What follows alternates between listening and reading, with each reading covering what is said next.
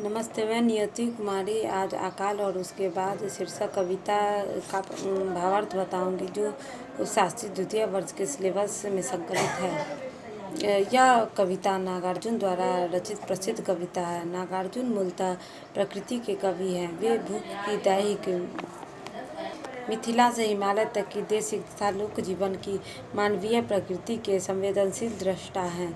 समाज के वे सच्चे हितैषी प्रतीत होते हैं। अनेक समीक्षकों ने नागार्जुन के प्रगतिशील दृष्टिकोण के कारण की प्रशंसा की है। विश्वंभर मानव ने लिखा है कि हरिश्चंद्र युग के कुछ साहित्यकारों को छोड़कर पिछले 50 वर्षों में नागार्जुन जैसी तीखी और सीधी चोट करने वाला व्यंग्यकार हमारे साहित्य में नहीं हुआ है। अकाल और उसके बाद शीर्षक कविता 1952 में प्रकाशित हुआ।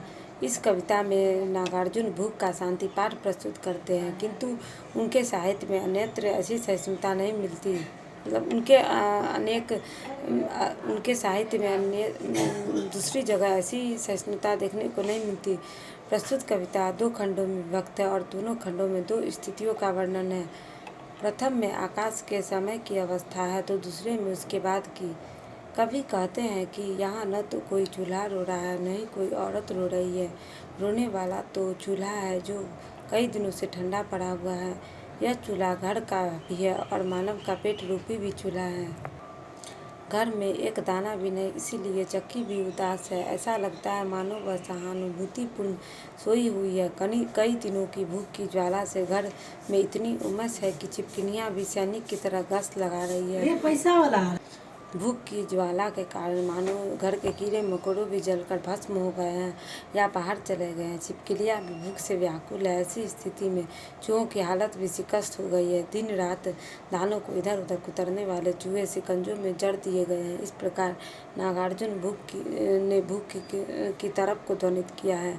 दूसरे खंड में अकाल के बाद की स्थिति का वर्णन है, जिसमें कवि कहते हैं कि कई दिनों के बाद घर में दाने आ जाते हैं और उसके आगमन से हर्ष का अतिरेक होता है।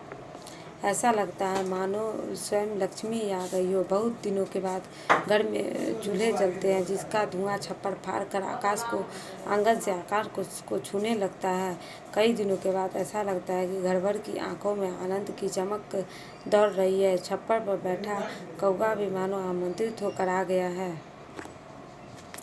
वह टकटकी लगाकर पंख खुजलाते हुए प्रतीक्षा कर रहा है।